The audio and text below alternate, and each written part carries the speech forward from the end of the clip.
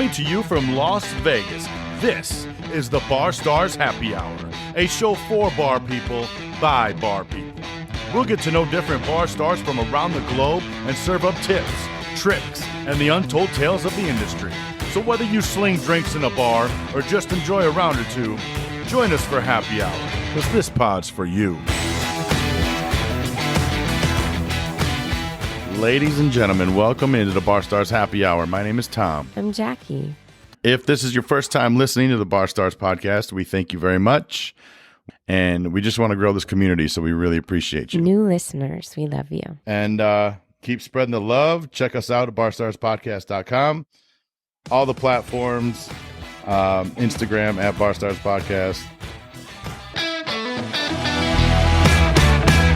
Yeah, I'm trying to tag the new seltzer right now.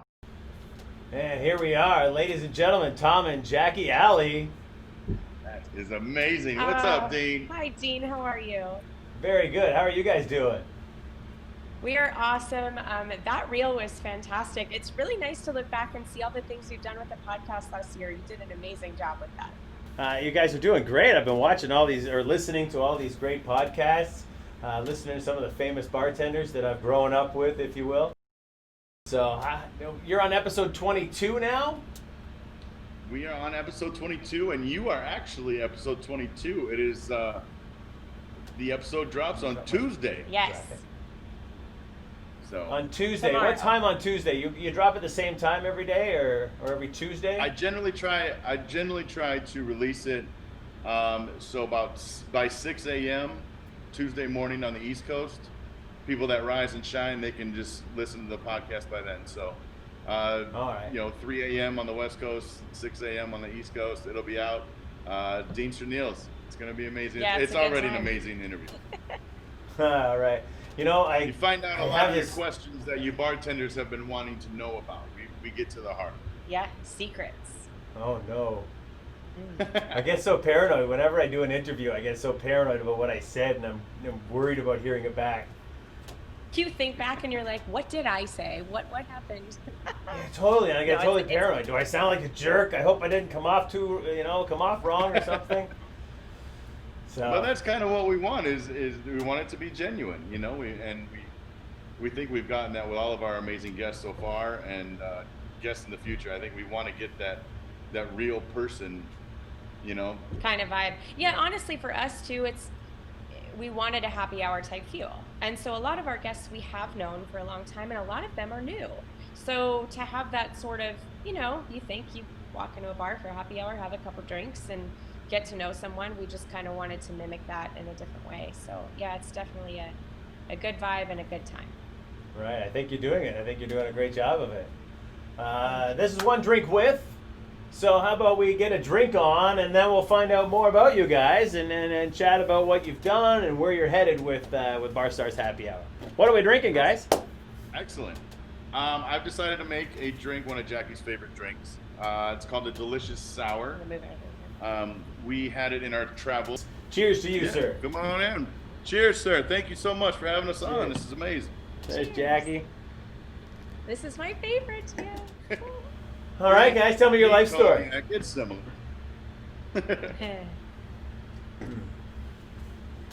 I believe I met you in probably around 2001 at Quest, probably. Right. Somewhere in there. So you moved from Michigan. You're working at Kahunaville in Michigan, right? Yep. Your general manager says, "I'm moving to Vegas, and you're coming with me." Yes, pretty much. That's very cool. And I packed up everything I did. There's probably a handful of us that moved from Michigan to Vegas, and we drove cross country. Right. Yeah. And then we really built that bar because they had giant Hawaiian pinwheels and stuff on the ceilings, and we actually brought them in from the parking garage across the street. Manually. Wow. Yeah, because it just kept getting pushed back, and So who else was in that gang? Who else was in the gang that still made a career out of bartending that we would know? Oh man, yeah, you had Randy Harrington, you have Boogie, Eric Holbert, you have Aaron Connolly, Tony Cogburn, Alcohol Paul, I believe, down in Right. Florida. Yeah, it was a crew for sure. Rick Barco was Yeah. part of that. Hell, I'm trying to think. There's a lot of folks for sure that are still in Vegas and still, in the scene. Yeah, they really helped build the flair scene in Vegas. Traveling to all the competitions around the world. How many of them came from Michigan with you? I was the only bartender.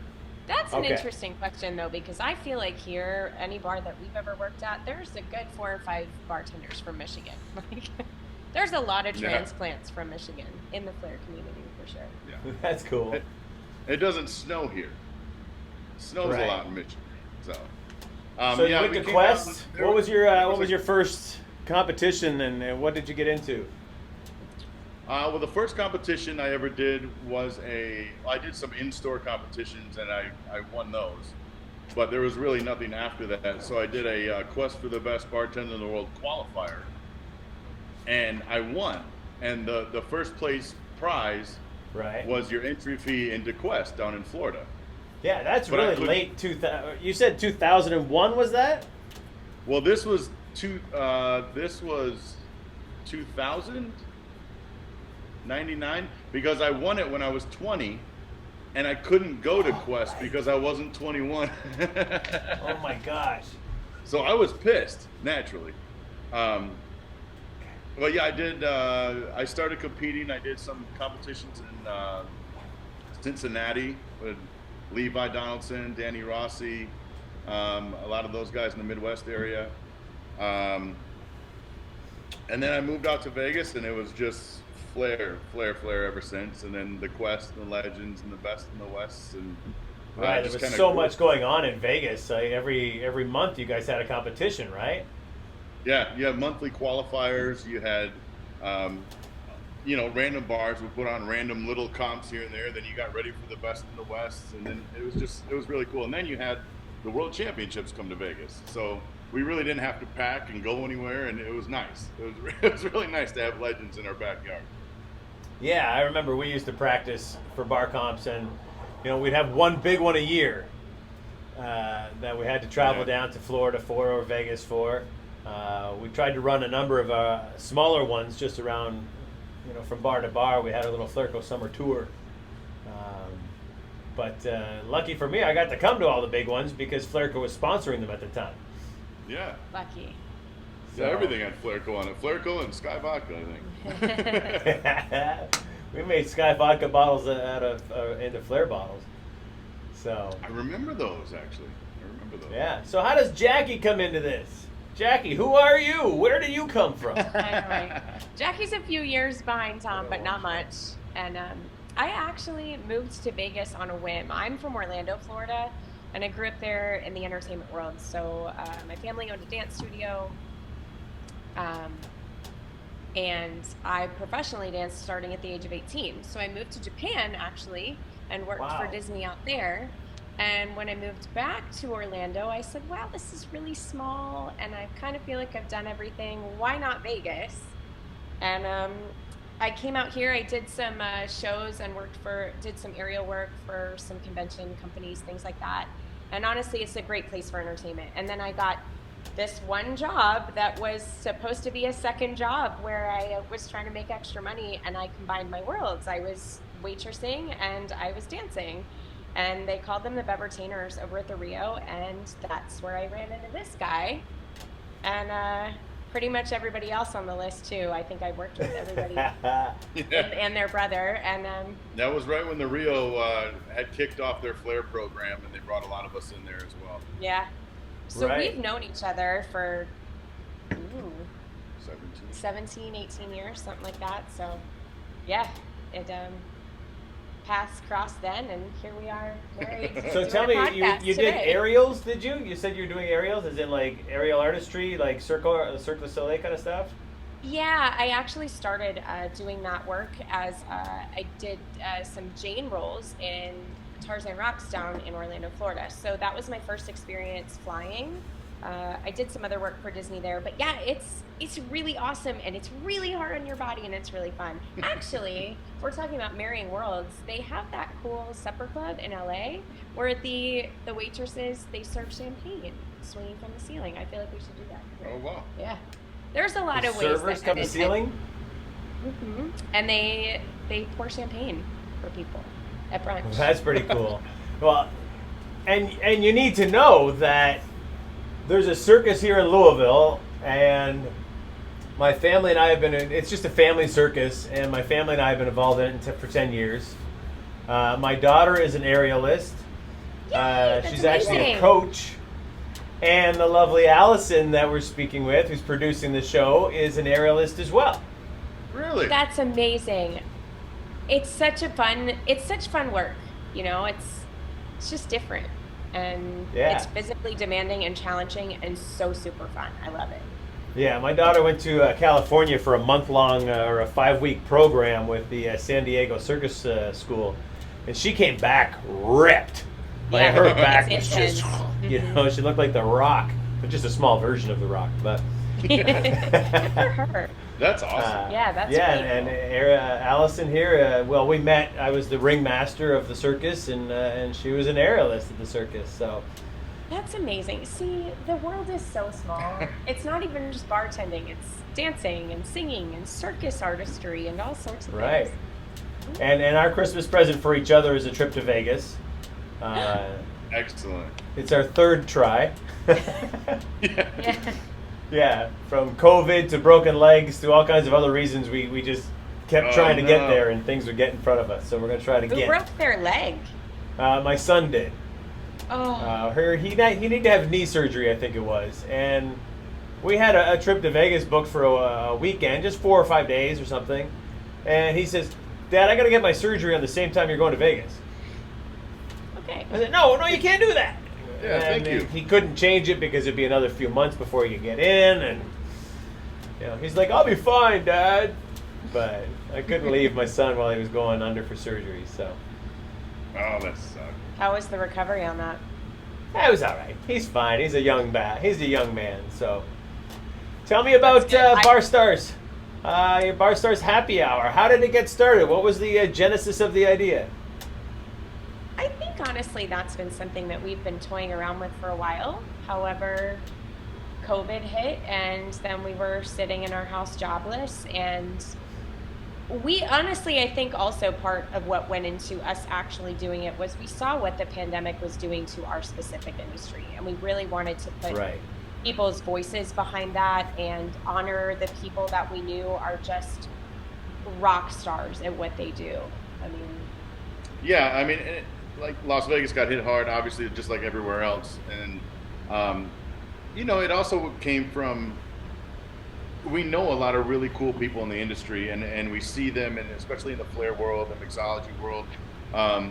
You go to their bars, and you might know their name, and you get good drinks from them, or you watch them in a competition, and you really like following them, but you really don't know that person. And we wanted to get people to actually open up, so you get to know those people, and like this, why you're here, why you do what you do, and how you got here, how you got to be you, and practice and the work ethic it takes, and just make an industry podcast where people can drive to work and feel like they know the person on the other end of the radio. yeah, and kind of feel like there's a little bit of I'm not alone in there too. I mean, we've had some guests share some stories about their serving days or the worst thing that happened to them from behind the bar. And, our hope is that, if you're somewhere and you do the same thing, you're listening to it and you're like, I totally get that, or me too, or I had this, this situation I dealt with the other day. That's the same thing. Like, we're all connected in that way. And I think the pandemic has showed us that we're craving human connection a lot, and we can't live without it. So we take these cool tools like we're doing right now, and computers and phones and social media and podcasting and all that other junk, and hopefully we can mush it together into something that is fun for people and connects us all around the globe. And we kind of thought, I find that go ahead. Sorry, Tom. Oh, I was just gonna say, and we kind of thought, like, if you if you were to go to a bar, say there's no COVID, if you were to just go to a bar for happy hour with your buddies, what would you talk about? You know, what are some of the things you would talk about? You talk about your day and your week, and then you would get into maybe some trivia, or like, what would you do if you won $1 million, or what? Like, you just would talk about that stuff at happy hour, and that's the kind of feeling that we wanted to portray. Yes. It's fabulous. You guys are doing a wonderful job, and I love just working and listening, or driving and listening, and just catching up with I don't know, Travis Tober. I just had him on the show because I heard him on your guys' show and said, I should have him on my show. Travis is fun. Yeah, Travis. Yeah. So trying to track Flippy down. What else? You guys do a great thing on your show called Fill Your Bar. Fill the seats. Yeah. Fill the seats. Thank you. Fill the seats. So I wanted to turn the tables on you guys tonight, and in the few minutes remaining here, have you guys fill the seats. So I'll let you explain the essence of the game. Okay. Well, I know we only have a few minutes, so I'll take one of those seats. You can have two. No, I want to hear both of yours. Come on. Oh, okay, cool. So we do this segment on our show called Fill the Seats. And basically, depending upon the role of the guest, I mean, maybe they're a manager, maybe they're a server, maybe they're a security guard, maybe they're a bartender, however it works in, what would be their dream 3 guests at their bar? So that's turned into some really interesting conversations and stories. Absolutely. And the only rule is that we try to stay away from family members, and while we love family, we just wanted everybody would choose to bring back their family. You know what I mean? And so when you have a celebrity, then everybody gets to recognize who the celebrity is, right? Sure. Yeah, totally. So anyway, I'll let you go first. So. Okay. My first one would be I put him on the spot. yeah. Martin Luther King. Martin Luther King, and what? I just think sitting down and talking to him, and his insight and his knowledge and wisdom on human leadership, I think would be an amazing conversation. Yeah, and integrity and living with purpose. And I think I would sit there for an hour just and listen. I don't know that I would say anything. I would just ask Yeah, right. When they're guests at your bar, you just want to sit and listen to them, right? Yeah. I mean, just to go another one, I think I would like to have Will Smith. I like Will Smith a lot. I think he's hilarious, but yet I feel like he can play any role. And I mean, he can make you laugh till you cry, or he can make you cry. And he's an incredible actor. And he's just a cool guy as well, you know? He's not he one of those seems way Hollywood down to guys earth, that are, right? you know, going crazy because they're famous. He seems really grounded and a well-rounded, cool guy to hang out with. Agreed. And my last one, I think would be Eminem. Eminem? Yeah. Is that because he's from Detroit, or? No, I just feel like he's not necessarily just a rapper. He's the lyricist, and if you actually listen to what he says, lyrically, he's a genius.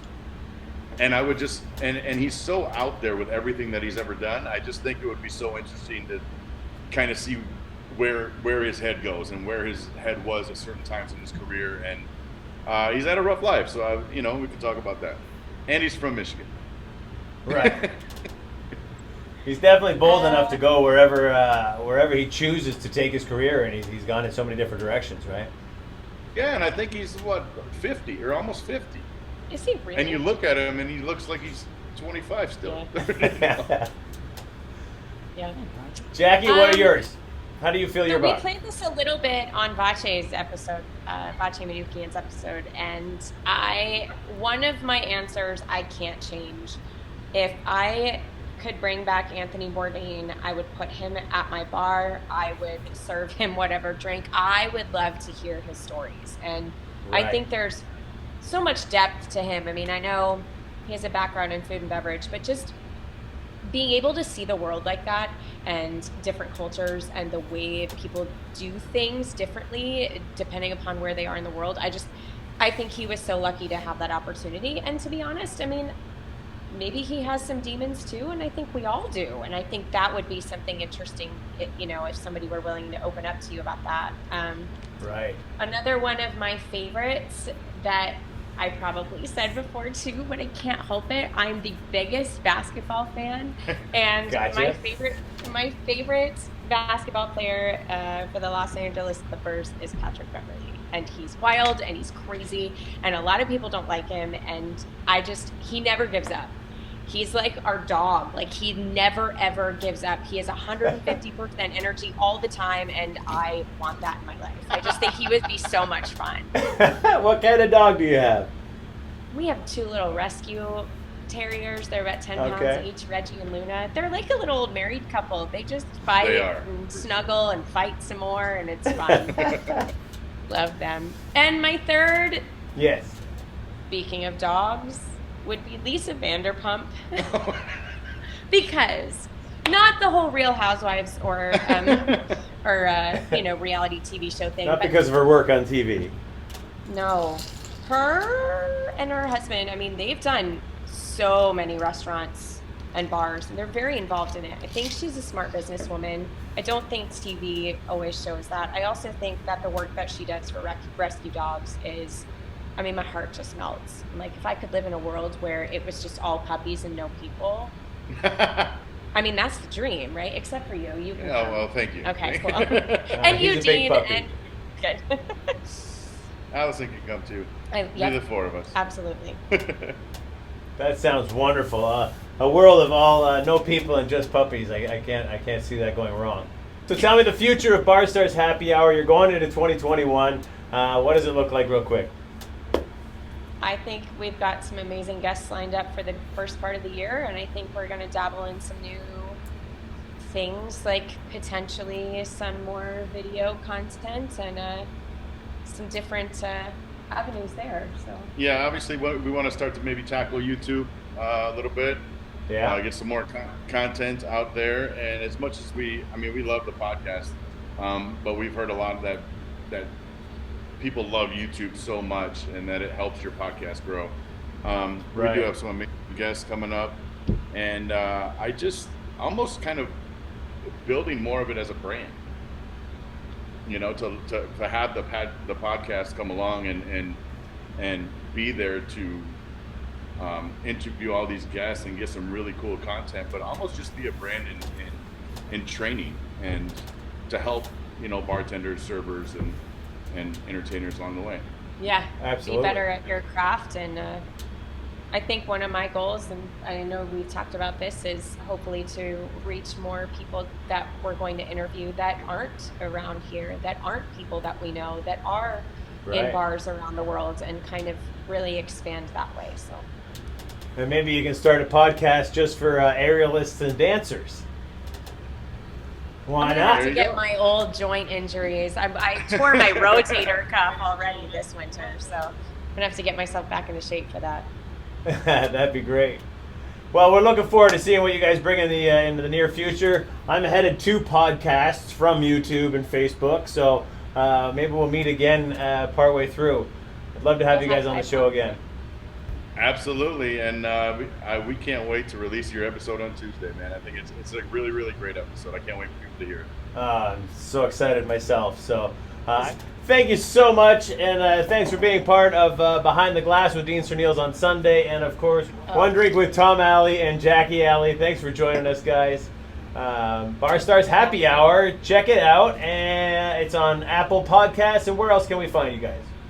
Oh gosh, Spotify, Google Podcasts, iHeartRadio. We're on all the platforms. If that's kind of overwhelming and you're an Instagrammer, go to our Instagram profile at Bar Stars Podcast, and the link's in the bio right there, and you can listen however you'd like. You can actually check it out on our website too. Yeah, we actually have just a dedicated website for all the archive episodes that we do. It's barstarspodcast.com. barstarspodcast.com. All right, simple enough. All right, guys, thank you so much. My drink's Thanks for empty, having so us, that's One Thank you Drink very with much, Dean. Tom and Jackie Alley.